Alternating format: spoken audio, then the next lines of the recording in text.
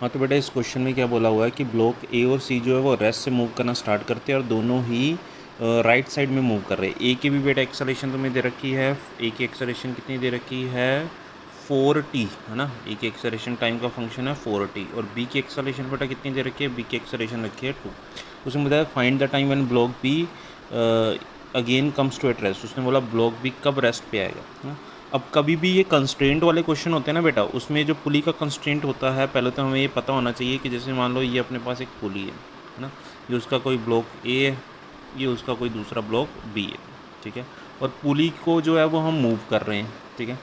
तो तुम्हें पता होना चाहिए कि जैसे ये ऊपर जा रही है और ये नीचे आ रहा है ना, जनरली ऐसा होता है एक ब्लॉक ऊपर जाता है एक ब्लॉक नीचे आता है, तो ये जो वेलोसिटी ऑफ पुली होती है ना, इसका जो फॉर्मूला होता है, ये मान लेते हैं ये वी ए से ऊपर जा रहा है, ये वी बी से नीचे आ रहा है, तो ये अपने पास होता है V P equals to V A plus V B by two.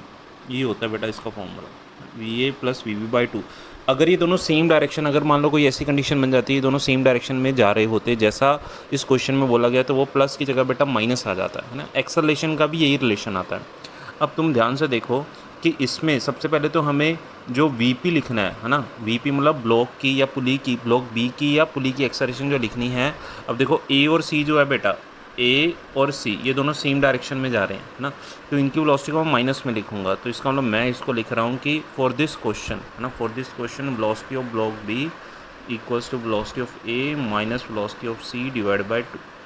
ये रिलेशन बेटा कंस्ट्रेंट से आते हैं, ठीक है, कंस्ट्रेंट मोशन में पढ़ाए जाते हैं। नहीं पता तो एक बार इसको याद रख लो।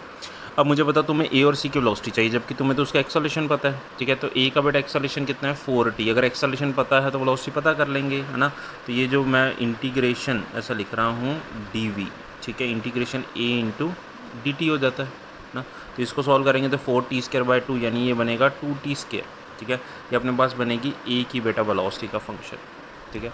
ऐसे बताओ ज़रा बी की वेलोसिटी उसने 2 दे रखी है, तो बी की वेलोसिटी 2 दे रखी है, तो अगर मैं वी सॉल्व करूँ बेटा, है ना, तो वी एक्सेलरेशन 2 दे रखा है, तो वी सॉल्व करूँगा तो वी की वैल्यू अपने पास आ जाएगी वी इक्वल्स टू 2 दे रखा है, तो ये आ जाएगी 2t, ये बी की वैल्यू आ गई। अब हम उस फॉर्मूले में वैल्यू पुट कर देते हैं कि सॉरी ये सी की है ना बेटा, सी का फॉर्मूला था ना, वी सी की वैल्यू तुम्हें दे रखी है, तो ये सी के लिए तुम्हें दे रखा है, ठीक है। तो हम यहाँ पे सी लिख देते हैं एक बार।